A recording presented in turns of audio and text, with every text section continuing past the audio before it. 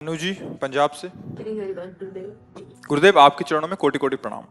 गुरुदेव, क्या पति की कमाई हुई धनराशि को उनसे पूछे या बताए बिना श्री जी की आज्ञा समझकर किसी जरूरतमंद या संत सेवा में देना गलत? हाँ, नहीं करना चाहिए। दोनों की सहमति होनी चाहिए। पति की कमाई हो या आपकी भी कमाई हो। जैसे मान लो आप भी नौकरी कर रहे हो, तो माताएं बहनें भी नौकरी करती हैं, तो आपने दोनों ने हाथ मिलाया है ना। पाणी ग्रहण का मतलब क्या होता है? देखो, अगर ठीक से चलोगे तो तुम्हारा ये भी जीवन मंगलमय होगा और परिणाम भी मंगलमय होगा। पति जब वर्ण कर लिया तो उसे साक्षात भगवान समझो, और पत्नी जब हमारे शरण में हो गई तो उसे अपने प्राण समझो। पति को चाहिए अपनी पत्नी को प्राणवत पोषण करे, और पत्नी को चाहिए पति को अपना भगवान समझे। तो अब हमारे लिए हमारे पति से बढ़कर कोई भगवान नहीं है। तो अगर हमारे भगवान चाहते हैं कि इनको 100 रुपया दे दो तो हम देंगे, नहीं, हमारा कोई धर्म नहीं है। हमारा धर्म है एकमात्र पति की आज्ञा में रहना, और पति को चाहिए कि जैसे हम अपने प्राणों का पोषण करते हैं ना, ऐसे पत्नी को दुलार करें। पर अब आजकल जो है इन सब बातों को कोई न सुन रहा है न समझ रहा है, और अपने पति को, आपका एक ही धर्म एक व्रत नेमा, काय वचन मन पति पद प्रेमा। देखो, जब हम मंदिर में भगवान की भावना करते हैं, हम छवि में भगवान की भावना करते हैं, तो अगर हम अपने पति में भगवान की भावना कर ले तो हमें किसको दान देना है?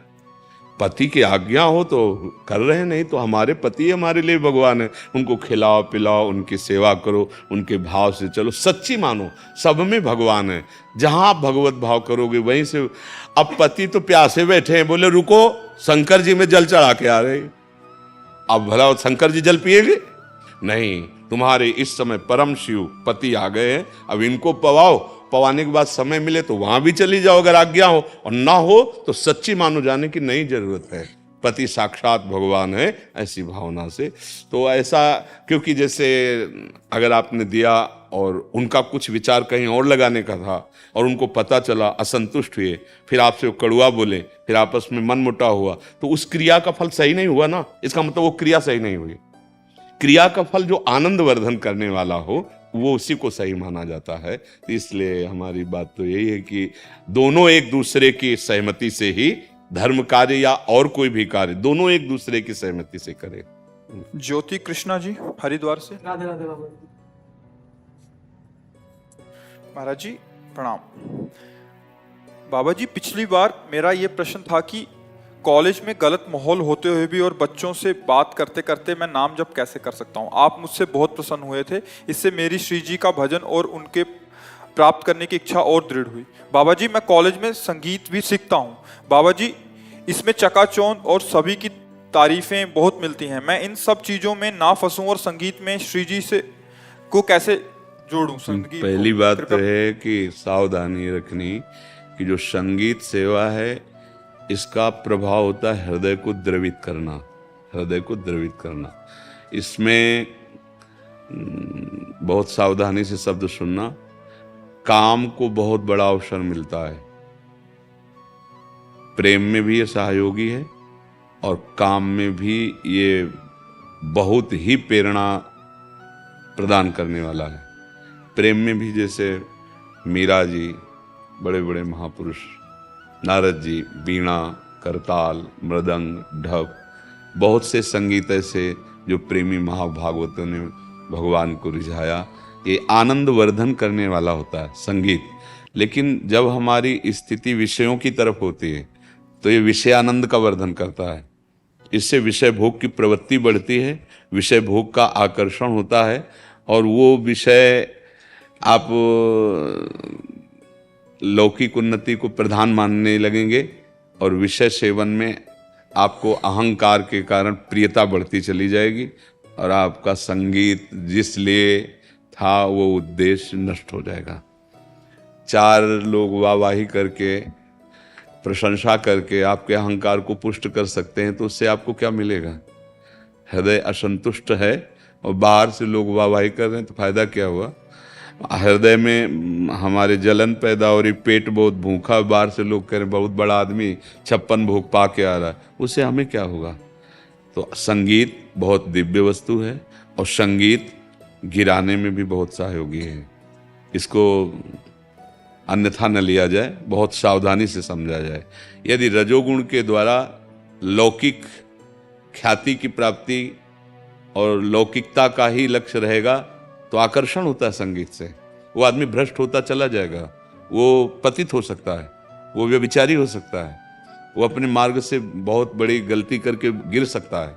बस संगीत वाले को अगर उत्तम संगीत, भले वो लौकिक गीत ही क्यों ना गाने हो, पर उसको अपने सदाचार की रक्षा करनी चाहिए। सदाचार समझते हैं ना? पवित्रता, विचार की पवित्रता, आचरण की पवित्रता। अगर कोई भी किसी भी विषय का और वो आचरणहीन है तो 4 दिन के लिए भले उन्नति हो जाए, इसके बाद उसको डिप्रेशन में जाना पड़ेगा। इसके बाद वो मदिरा पान करेगा और एकांत में बैठ करके जलेगा कि वो तो हमसे आगे निकला जा रहा है, हम अब कैसे आगे, हम कैसे छाएं। अगर 1-2 बार छा भी गया ना तो भी फिर वो डाउन होगा। सत्य वस्तु सत्य है और असत आचरण असत है। संगीत भगवान को रिझाने के लिए बहुत सुंदर सामग्री है, पर यदि इसका प्रयोग लोक में भी किया जाए तो अगर जय हो रही है, अगर ख्याति बढ़ रही है तो प्रभु ने गुण दिया है, उनका है। अगर वो न चाहे तो एक बार आप सा भी नहीं बोल सकते। पूरे सरगम और स्वरों की तो बात जाने दो, आवाज उन्होंने दी है, गुण उन्होंने दिया है, तो जय उनकी हो रही है। हम अपनी ना माने और जो हमसे रीझे तो वो रीझना भी प्रभु के लिए हो। अगर अपने को मान लेंगे कि हम बहुत अच्छे गायक, बहुत अच्छे, वो गिर जाएंगे। अच्छा देखो, इतने बड़े बड़े हमारे देश में गायक हैं, गायक हुए और गायक होते रहेंगे। यदि हमारे प्रभु से नहीं जुड़े, सत्य वस्तु से नहीं जुड़े, तो 4 दिन तालियां बजी, अब इसके बाद फिर क्या है? कौन जानता है हमको? कौन मानता है? गया। अब वो जीव जहां गया अपने कर्मानुसार हो। अब यहां मगर उसके लिए बैंड भी बजाएं तो उसके काम आएगा क्या? अगर वो जीव नरक में पड़ा हो या वो किसी नीच योनि में पड़ा हो तो यहाँ का बैंड उसके किस काम में आएगा? यहाँ की वाहवाही उसके किस काम में आएगी? इसलिए ध्यान रखे कि जितनी वाहवाही है ये सब उन्हीं को दे दे जिनका संसार है, और अपने कर्तव्य का पालन करे और सदाचारहीन ना होने पावे कोई भी। ये संगीत का कार्य ऐसा है कि इससे हृदय द्रवित होता है, और द्रवित हृदय जिधर हमारी वृत्ति उधर ही फैल जाएगा ना, ढलान जिधर उधर जाएगा ना। अगर ढलान विषयानंद की तरफ है ना तो विषयानंद में फैल जाएगा। वो आदमी हो चाहे जो शरीर वाला हो, वो व्यभिचारी हो जाएगा पक्का। और जो इसको संभाल ले गया तो यहाँ भले नाम हो या ना नाम हो, लेकिन जिनका नाम वास्तविक है वेदों में, शास्त्रों में, ऋषि मुनि, उससे आपको कृपा मिल जाएगी। सदाचारी पवित्र आचरण वाला ही जगत में और परलोक में भी सुख शांति को प्राप्त करता है। व्यभिचारी 4 दिन की चांदनी है। 4 दिन ठीक है, माना है तुम्हारा सुपरहिट गाना हो गया, सुपरहिट विषय हो गया, और जिस दिन पुण्य नष्ट हो जाएंगे कोई पूछेगा नहीं, और तुम्हारा मन ही तुमको इतना कोसेगा कि तुम सोचोगे कि क्या शरीर नष्ट कर दूंगा। ऐसी जलन पैदा हो जाएगी। और घटनाएं हो रही हैं, सुन भी लो, देख भी लो। क्यों? क्योंकि सुकृत है तब तक तो ठीक है। जिस दिन दुष्कृत का नंबर लगा, वो वर्तमान का दुष्कृत और जो जमा दुष्कृत वो नष्ट कर देगा। इसलिए बच्चा, सबको चाहिए चरित्र को संभाल ले। वही संगीतज्ञ है, वही ज्ञानी है, वही महात्मा है, वही विद्वान है, वही बलवान है। और जिसका चरित्र बिगड़ गया तो सब कुछ बिगड़ गया। सदाचार की रक्षा करना। देखो, ब्रह्मचर्य अगर आपका सही है तो आपका स्वर आलाप किसी को भी मोहित कर सकता है। आप अपने देश के सबसे बड़ी गायिका, अगर उनके जीवन चरित्र में अंदर प्रवेश करके देखो तो एक ब्रह्मचारिणी थी, कभी भी उसने विषय सेवन नहीं किया। तो वृद्धावस्था में भी कोकिल बहनी रही है, कोकिल बहनी।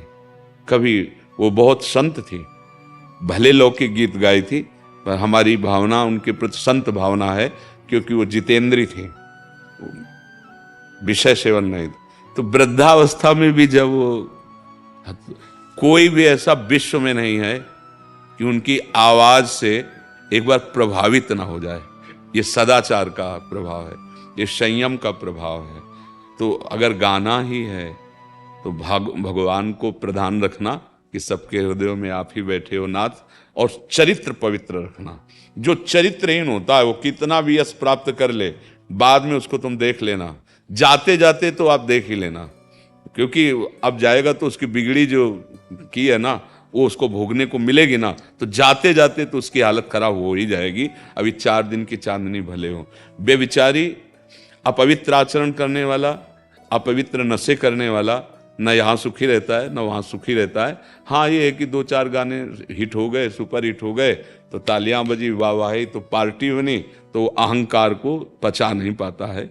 तो ऐसे नहीं, अगर किसी भी मार्ग में चले, कोई भी हो, तुम्हारा प्रश्न तो पूरे देशवासी भी सुन सकते हैं ना, तो कोई भी हो, अपने चरित्र को पावन रखते हुए अपने अपने विषय में पूर्ण कर्तव्य का पालन करे तो वो जय को प्राप्त होगा। यहाँ भले वाहवाही ना हो, लेकिन हमारे भगवान उसे प्यार करेंगे।